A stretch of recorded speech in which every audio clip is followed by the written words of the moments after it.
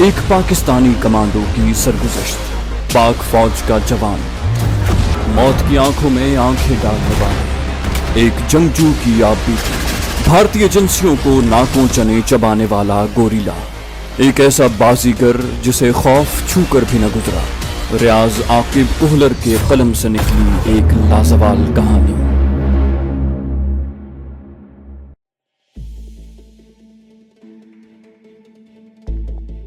طوفان خان، تیرا آخری وقت آ گیا ہے، اگر کلمہ پڑھنا ہے تو پڑھ لو، میں گولی چلانے لگا ہوں۔ امجد نے کلمے کے الفاظ سے میری بات کا مفہوم اخذ کر کے لقمہ دیا۔ آخری خواہش تو پوچھ لو، میں نے اس کی تائید کی، صحیح کہا۔ پھر پشتو میں بولا، طوفان خان، اپنی آخری خواہش بتا سکتے ہو؟ یہ سارا ڈرامہ اسے نفسیاتی طور پر ڈرانے کے لیے کر رہا تھا، ورنہ چودھری کا پتہ پوچھے بغیر میں اسے کیسے قتل کر سکتا تھا؟ البتہ اس سے پوچھ گچھ کا کوئی واضح طریقہ یا ترکیب میرے ذہن میں نہیں آ رہی تھی۔ لے دے کے ایک تشدد کا راستہ بچتا تھا، مگر طوفان خان جس کیٹیگری سے تعلق رکھتا تھا، ایسے شخص سے اس کی مرضی کے خلاف کوئی بات اگلوانا ناممکنات میں سے ہوتا۔ وہ بولا، صرف میرا جرم بتا دو۔ اس کی بات سن کر اچانک میرے ذہن میں ایک ترکیب آئی۔ میں نے کہا، طوفان خان، ہماری تم سے کوئی دشمنی نہیں ہے، ہمارا تعلق ڈیرہ اسماعیل خان سے ہے اور ہم کرائے کے قاتل ہیں۔ ہمارے ایک دوست نے پچھلے دنوں ہمیں ڈیرہ سے نارائن بلایا تھا اور اس نے تمہارے قتل کا معاوضہ دیا ہے۔ وہ بولا، اس کا نام بتا کر آپ لوگ بے شک اپنا کام کر سکتے ہو۔ میں نے کہا، چودھری اکبر، اس کا اصل وطن تو ڈیرہ اسماعیل خان ہے، آج کل اس نے کسی دشمنی کی وجہ سے نارائن میں گھر بنایا ہوا ہے۔ طوفان خان حیرانی سے بولا، مگر اسے تو ہم نے جنگل خیل میں چھوڑا تھا، اور اس کی میرے ساتھ کیا دشمنی ہے؟ میں نے تو فقط اتنی بات کہی تھی کہ دشمنوں کے ڈر سے اپنے علاقے کو چھوڑ دینا بزدلی کی علامت ہے۔ میں نے کہا، شاید یہی بات ہو، بہرحال اب تم چھٹی کرو۔ میں نے اس کے سر کا نشانہ لے کر ٹریگر پریس کرنے کی کوشش کی، مگر کامیاب نہ ہو سکا۔ اس کے بے گناہ قتل پر میرا ضمیر مطمئن نہیں ہو رہا تھا۔ آخر مجبور ہو کر میں نے اپنی گن جھکاتے ہوئے امجد سے کہا، امجد، اسے گولی مار دو۔ وہ روکھے لہجے میں بولا، یہ ثواب کا کام تم خود ہی انجام دو۔ میں نے دبے لہجے میں اس سے جھڑکا، بے وقوف، اسے زندہ چھوڑ دینا باعث نقصان ہے۔ وہ بولا، تو میں نے کب کہا ہے چھوڑو؟ میں نے ہونٹ بھینچتے ہوئے ایک مرتبہ پھر گن سونتی اور آنکھیں بند کر کے ٹریگر دبانے کی کوشش کی، مگر اس مرتبہ بھی پہلے کی طرح ناکام رہا۔ اس مرتبہ میں نے زوردار لہجے میں امجد سے کہا، اس کی تلاشی لو، اور وہ سر ہلاتا ہوا اس کی طرف بڑھ گیا۔ امجد کے چہرے پر نظر آنے والے تاثرات سے مجھے اطمینان ہو گیا تھا کہ اسے میری بات سمجھ میں آ گئی ہے۔ طوفان خان ایک طاقتور شخص تھا، اس سے پہلے ہم نے اسے لڑ مر کر نکلنے کا کوئی موقع نہیں دیا تھا، مگر اب میں نے جان بوجھ کر امجد کو اس کے قریب بھیجا تاکہ وہ فرار کی کوشش کرے اور کم از کم اس طرح اسے نشانہ بنانے کا موقع ملے۔ مگر اس وقت میری حیرانی کی انتہا نہ رہی جب اس نے بڑے آرام سے تلاشی دے دی۔ اس کی جیب سے چمڑے کے کور میں بند ایک خنجر، تھوڑی سی نقدی اور نسوار کی پڑیا نکلی۔ امجد نے بڑی لاپرواہی سے اس کی تلاشی لی تھی اور اسے کچھ کرنے کا مکمل موقع فراہم کیا تھا، مگر وہ ٹس سے مس نہ ہوا۔ امجد اس کی جیب سے نکلنے والا سامان میری جانب بڑھاتا ہوا بولا، بس یہی کچھ ملا ہے۔ میں نے کہا، اسے اپنے پاس ہی رکھو، اور طوفان خان کو گھورنے لگا، جو بڑے اطمینان سے ہاتھ بلند کیے کھڑا تھا۔ وہ ہمارے لیے سانپ کے منہ میں چھچندر ثابت ہوا تھا۔ اسے مارنے کے لیے ہمارا ضمیر راضی نہیں ہو رہا تھا اور زندہ چھوڑ دینے کی مخالفت ہمارا دماغ ٹھوس دلائل سے کر رہا تھا۔ چند لمحے سوچنے کے بعد ایک رسکی فیصلے پر پہنچتے ہوئے میں نے اسے کہا، طوفان خان،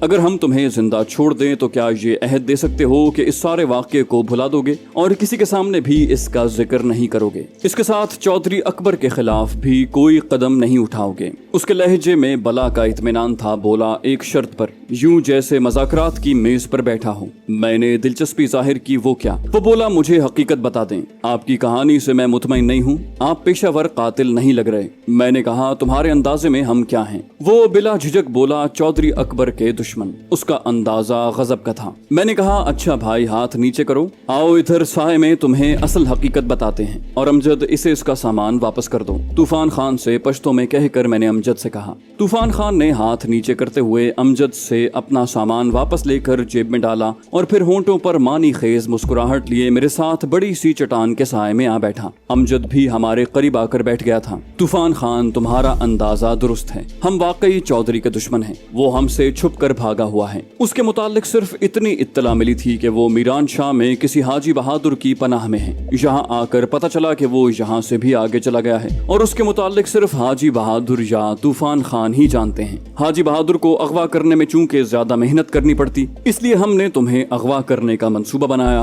और फिर खुशकिस्मती से तुम उसी वक्त हमारे सामने चढ़ गया। गो हम तुम्हें शक्ल से नहीं पहचानते थे, लेकिन तेरा हुलिया किसी ने बड़ी तफसील से बता दिया था। बाकी की तफसील तुम्हें मालूम है। वो बोला, अकबर का पता तो आपको मालूम हो गया है कि वो जंगल खेल में डेरे डाले हुए हैं। ये बात हनूज तिश्ना है कि आप लोगों ने कायदे के मुताबिक मुझे गोली क्यों नहीं मारी। मैंने कहा, तूफान खान, किसी बेगुनाह के खून से हाथ रंगना बहुत मुश्किल होता है। वो मुस्कुराया। मुझे गुनाहगार करने के लिए ही आपने अपने साथी को मेरी तलाशी लेने के लिए भेजा था। मैं भी हंस पड़ा। वो हकीकतन काफी समझदारी का सबूत पेश कर रहा था। मैंने कहा, तूने भी कसम खा ली थी हमारे खिलाफ कोई गलत हरकत न करने की। उसने पूछा, आपका नाम? मैंने कहा, उमर जान। वो बोला, तो फिर उमर जान भाई, बात यह है कि आप दोनों का पुरएतमाद अंदाज और खौफ से खाली चेहरे इस बात के गम्माज हैं कि आप दोनों पर काबू पाना मेरे बस से बाहर था। मैंने पूछा, ये तुम कैसे कह सकते हो? वो बोला, मेरी सारी जिंदगी इसी काम में गुजरी है। मैं बंदे की चाल देख कर बता सकता हूँ कि वो कितने पानी में है। अमजद बोला, छोड़ो यार इस फजूल बहस को। तूने हमसे सच्ची बात पूछी थी, वो हमने बता दी।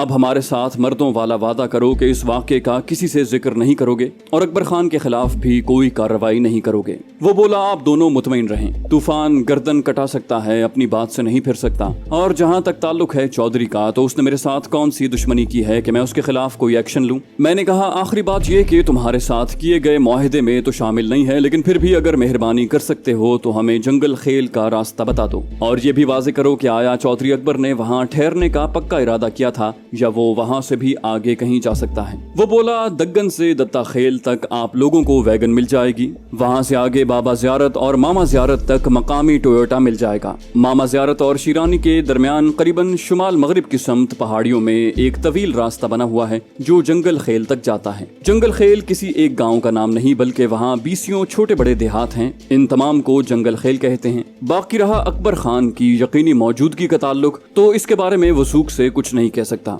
यहाँ से जाते वक्त उसका पक्का इरादा यही था कि उसने अगले चंद साल वहीं गुजारने थे। चंद बंदे भी हमने उसके हमरा भेजे थे जो उसे जंगल खेल के पहले गांव के करीब छोड़कर वापस आ गए थे। अब वल्लाह आलम वो वहीं है या किसी और समत को कूच कर गया है। उसकी बात खत्म होते ही मैं उठते हुए बोला, बहुत बहुत मेहरबानी तूफान खान, हमारी वजह से आपको जो तकलीफ उठानी पड़ी उसके लिए हम माजरत खा हैं। अब आपको इजाजत है, आप तशरीफ ले जा सकते हैं। वो खड़े होकर मुस्कुराया, मगर मेरी तरफ से आपको इजाजत नहीं है। एक दिन की खिदमत का मौका दिए बगैर आप लोग नहीं जा सकते। मैंने कहा, तूफान खान, हम जरूर आपके पास ठहरते, लेकिन अफसोस हमारा टाइम बहुत कीमती है और हम आज ही आगे जाने की कोशिश करेंगे। वो बोला, यहाँ से अगर आप पब्लिक ट्रांसपोर्ट में गए तो आज सिर्फ दत्ता खेल तक जा सकेंगे, उससे आगे की गाड़ी आपको कल मिलेगी। तो इतना ख्वार होने की बजाय अगर रात मुझे मेजबानी का मौका दे दो और सुबह मैं खुद आपको शीरानी तक छोड़ाऊंगा, बल्कि जंगल खेल का रास्ता भी दिखा आऊं तो कैसा रहेगा? मैंने अमजद को उसका मतमे नजर बता कर राय ली। वो बोला, जैसे आप बेहतर समझें। मैंने कहा, यानी तूफान खान की मेहमान नवाजी से लुत्फानंदोज होना जरूरी हो गया है। तूफान खान ने नारा लगाया, ये हुआ ना खुशखबरी की बात, और हम दोनों मुस्कुरा दिए। वही डबल कैबिन टोयोटा जिसमें थोड़ी देर पहले हम गासिब की सूरत में बैठे हुए थे, उस वक्त मौजज़ मेहमानों के अंदाज में बराजमान मलिक बहादुर के घर की तरफ रवां दवां थे। उमर जान साहब, भाई का नाम तुमने नहीं बताया। मेरे बोलने से पहले अमजद ने जवाब दिया, मेरा नाम अमजद है। उसने पूछा, आप भी डेरे का है? वो बोला, नहीं, मेरा ताल्लुक मानसेरा से है। वो टूटी फूटी उर्दू बोल रहा था, तो तुम लोगों का याराना कैसे बना? अमजद ने जवाब दिया, हम दोनों फौज में इकट्ठे रहे हैं। और वो असबात में सर हिलाकर रह गया। उसके बाद मलिक बहादुर की हवेली तक वो उसी तरह अमजद से इंटरव्यू लेता रहा। अल्लाह ताला की शान भी अजीब है। वही हवेली जिसके दिफाई निजाम को देखते हुए हम उसमें घुसने का प्रोग्राम भी नहीं बना सकते थे, उस वक्त एक मौजज़ मेहमान की तरह उसके दरवाजे हमारे लिए खुल गए थे। हाजी बहादुर से हमारा तारुफ तूफान खान ने अपने बहुत ज्यादा करीबी दोस्तों के तौर पर करवाया था। हवेली का दिफाई निजाम हमें हवेली के अंदर आकर पहले से भी ज्यादा मजबूत लगने लगा। रात को तूफान खान ने हमारे लिए पुरतकल्लुफ दावत का बंदोबस्त किया था। हमारे लिए सबसे ज्यादा हैरान कुन खाना हवेली के वसी सहन में आग के अलाव पर सालम रोस्ट होने वाले दुम्बों का था। खाना उनकी रिवायत के मुताबिक जमीन पर दस्तरखान बिछाकर खाया गया। खाने के बाद कहवे का दौर चला। कहवा पीकर हम सहन में बिछी चारपाइयों पर आ बैठे। चंद अफराद जेब से सिगरेट निकाल कर उसमें चरस भरने लगे। तूफान खान ने हमसे पूछा, अगर आप लोग चरस, अफ्यून या किसी और नशे का शौक रखते हो तो हर चीज इधर दस्तयाब हो जाती हैं। मैंने कहा शुक्रिया, हम इन नेमतों से दूर हैं। और तूफान खान खिलखिला कर हंस पड़ा। उसी वक्त एक शख्स रबाब लिए नमूदार हुआ। उसके हमरा दूसरे शख्स के हाथ में मिट्टी का घड़ा था। दोनों दस्तरखान के लिए बिछाई गई दरी के ऊपर बैठ गए और फिर रबाब के तारों से जादू भरी आवाज सुर की शक्ल में निकली। घड़ा बजाने वाले ने भी रबाब के सुरों के साथ अपने घड़े की थाप को मिला लिया। रात गए तक वो पश्तो की मुख्तलिफ गजलें और गीत गाकर हमें महजूज करते रहे, यहाँ तक कि हमने तूफान खान से सोने की इजाजत तलब की, जिसके साथ ही वो महफिल इख्तिताम को पहुंची। वैसे भी मुझे गाने सुनने का बिल्कुल शौक नहीं था, लेकिन मेजबान की दिल आजारी के खौफ से मैं खामोश रहा। अलबत्ता वक्त मैंने ज़ाया नहीं होने दिया था और दबी जबान में तूफान खान से जंगल खेल के मुतालिक मुख्तलिफ कीमती सवालात पूछता रहा। सोने के लिए भी हवेली के सहन को ही इस्तेमाल किया गया था। पुरतकल्लुफ ग़िज़ा और फिर सारे दिन की थकन की वजह से हम चारपाई पर लेटते ही पुरसुकून नींद में डूब गए।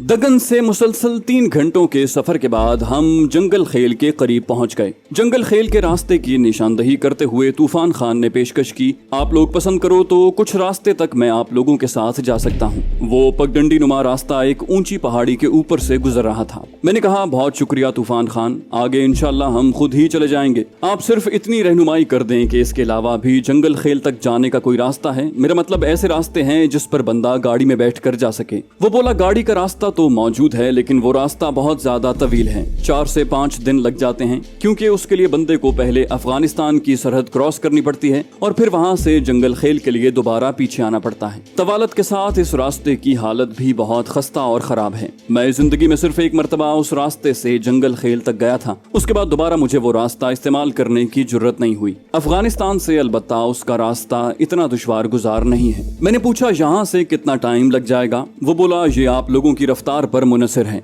नॉर्मल रफ्तार से चलें तो 2 से 3 दिन लग जाएंगे। उसकी बात खत्म होते ही मैंने उससे मिलने के लिए बाजू फैलाए। अच्छा तूफान खान, अब हम इजाजत चाहेंगे, अगर जिंदगी रही तो इंशाल्लाह दोबारा मिलेंगे। उसने मुझे अपने मजबूत बाजुओं में भींचा, इंशाल्लाह। बस मेरी ये बात याद रखना कि वो इलाका काफी खतरनाक है और अपने नाम की तरह वहाँ जंगल का कानून चलता है। जो ताकतवर हो वही वहाँ का मालिक और सरदार है। और इलाके की इसी खूबी की बिना पर चौधरी अकबर ने उसे पसंद किया था। उसे वहाँ गए हुए 3-4 हफ्ते होने वाले हैं। अब तक तो शायद उसने अपने कदम मजबूती से जमा लिए हों। मैं उससे अलहदा होकर बोला, हम जरूर आपकी हिदायत का ख्याल रखेंगे। अमजद को छाती से लगाकर वो अपने डबल कैबिन टोयोटा में बैठता हुआ बोला, उमर जान, चौधरी अकबर से मिलकर गंडापुर कौम के मुतालिक जो बुरा तासुर मेरे दिल में उजागर हुआ था, आपसे मिलने के बाद बिल्कुल जायल हो गया है। मैंने कहा तूफान खान, चौधरी अकबर का ताल्लुक गंडापुर कौम से नहीं है। आपने शायद गौर नहीं किया, वो चौधरी अकबर है और चौधरी उसका नाम नहीं बल्कि कौम है। उसने मुस्कुरा कर कहा, गलत फहमी दूर करने का शुक्रिया, अब खुदा हाफिज।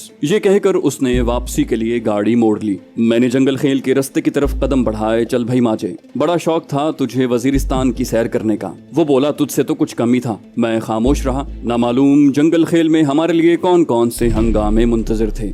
जंगल खेल का रास्ता काफी दुश्वार गुजार था। चढ़ाई बिल्कुल सीधी थी और तंग रास्ते पर बमुश्किल एक आदमी चल सकता था। मैं अमजद से चंद कदम आगे था। जिन हजरात का पहाड़ी इलाके से वास्ता पड़ चुका हो, उनके इल्म में ये बात जरूर होगी कि चढ़ाई चढ़ना किस कदर मुश्किल और तकलीफ दे काम होता है। शुमाली इलाका जात में गुजारे हुए अरसे की बदौलत हम दोनों को पहाड़ों में जिंदगी गुजारने का काफी तजुर्बा था। जब हम वहाँ नए नए तायुनात हुए थे तो हमसे पहले वहाँ पे मौजूद साथी हमें चढ़ाइयाँ चढ़ने की ये टेक्निक बताते थे कि खुद न थको बल्कि पहाड़ों को थकाओ, यानी इतना आहिस्ता चलो कि सांस न चढ़े और पहाड़ तुम्हारे चढ़ने का इंतजार कर करके थक जाएं। उस वक्त भी हम इस मकूले पर अमल पैरा होकर आहिस्ता आहिस्ता बुलंदी की मंजिलें तय कर रहे थे। हम बगैर रुके मुसलसल 1 घंटा महवे सफर रहे, यहाँ तक के चंद मीटर हमवार सतह आने के बाद रास्ता हल्का सा दाएं मुड़कर एक बार फिर बुलंद होने लगा। इस मर्तबा हमारे दाएं हाथ पर खड़ी चट्टान थी, बिल्कुल दीवार की तरह सीधी, जिसे हम फौजी जबान में क्लिफ कहते हैं। मैं तकरीबन ऊपर पहुंच गया था जबकि अमजद मुझसे चंद कदम पीछे था।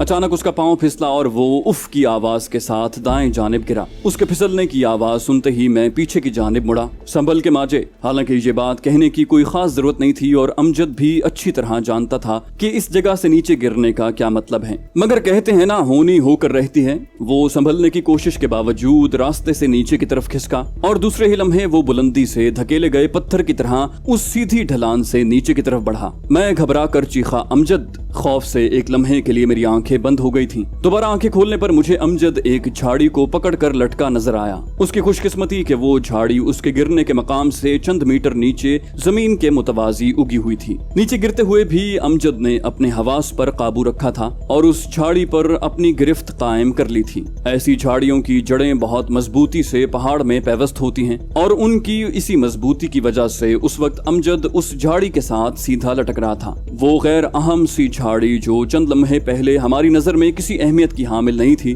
उस वक्त हफ तकलीम की दौलत से भी ज्यादा हैसियत इख्तियार कर गई थी। मैंने कहा, शाबाश माजे, इसे मजबूती से थामे रहो और नीचे मत देखना, बस चंद किलोमीटर का फासला है, मैं अभी तुझे खींच लेता हूँ। उसने मेरी बात का जवाब न दिया। मैंने एक लम्हे के लिए सोचा और फिर अपनी क्लैशनकोफ से स्लिंग निकाली, मगर उसकी लंबाई इतनी ज्यादा नहीं थी कि वो अमजद तक पहुंच सकती। अमजद की अपनी गन और कपड़े का थैला नीचे गिर चुके थे। मैंने अपने थैले में मौजूद गर्म चादर निकाली और पिंडली से बंधे हुए खंजर को खोलकर चादर को लंबाई में 3 बराबर टुकड़ों में काट दिया। इन टुकड़ों और स्लिंग को मैंने 2 रस्सों के जोड़ने वाली गांठ रीफ नॉट की मदद से मजबूती से एक दूसरे के साथ जोड़ दिया। गांठों की मुख्तलिफ अकसाम हम पहाड़ी इलाके के कोर्स में बड़ी तफसील से सीख चुके थे। ये कोर्स हमने रट्टू स्कूल में अपनी कमांडो सर्विस के दौरान किया था। आपकी दिलचस्पी के लिए बताते चलें कि गांठों की तकरीबन 18 किस्में हैं। इनके बारे में बयान करने का ये मौका नहीं, अलबत्ता इतना जरूर कहूंगा कि ये गांठें आम जिंदगी में भी बड़ी मददगार और मुफीद साबित होती हैं। उस वक्त भी रीफ नॉट से चादर के टुकड़े जोड़ते हुए मुझे ये इत्मीनान हासिल था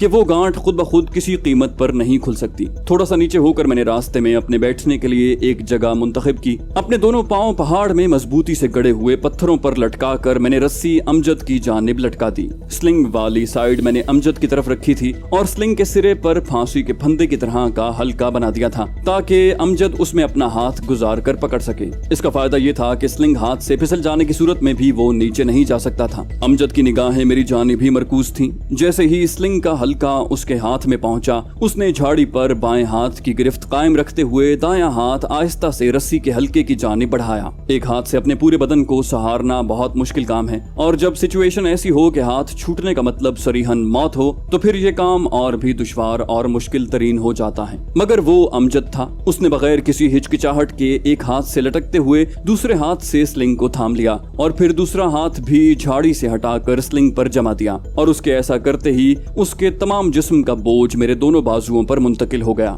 मैं चादर पर गिरफ्त मजबूत करते हुए पीछे की जानिब लेट गया। मेरी जरा सी लग़ज़िश और कमजोरी से हम दोनों आसानी से मौत के सफर पर रवाना हो सकते थे। वो बेजान पत्थर जिस पर मैंने अपने दोनों पांव लटकाए हुए थे मुझे बहुत तकवीत दिए हुए था। उसकी गैर मौजूदगी में शायद मुझे ज्यादा मेहनत करनी पड़ती। पीछे की तरफ झुकने की वजह से अमजद मेरी नजरों से ओझल था, लेकिन खुद साख्ता रस्सी को लगने वाले झटके उसकी पेशकदमी के गमास थे। वो चंद मीटर का फासला तय करने में अमजद को शायद 5 से 10 मिनट लगे हों, मगर वो मिनट हमारे लिए सदियों पर मुहित हो गए थे। ऊपर पहुंचते ही अमजद मेरे साथ बैठकर लंबे लंबे सांस लेने लगा। उसकी कमीज पसीने से भीग गई थी। वो अपना सांस दुरुस्त करते हुए बोला, शहला बीबी शादी से पहले बेवा होने चली थी। मैंने कहा, उसके लिए बेहतर तो यही था जिस काम के लिए उसने शादी के बाद दुआएं मांगनी हैं, अगर वो शादी से पहले हो जाता तो क्या मुजायका है। उसने बुरा सा मुंह बनाया, गलत फहमी है तुम्हारी, अगर मुझे कुछ हो जाता तो वो रो रो कर जान दे देती। मैंने कहा, इसे सादा अल्फाज में तुम शादी मर्ग कह सकते हो। वो बोला, अच्छा बकवास करने की जरूरत नहीं है, पानी पिलाओ। मैंने पानी की बोतल थैले से निकाल कर उसकी जानिब बढ़ाई। तुम्हारे गुस्से को देख कर लगता है मैंने सच बात कही है। वो बोला,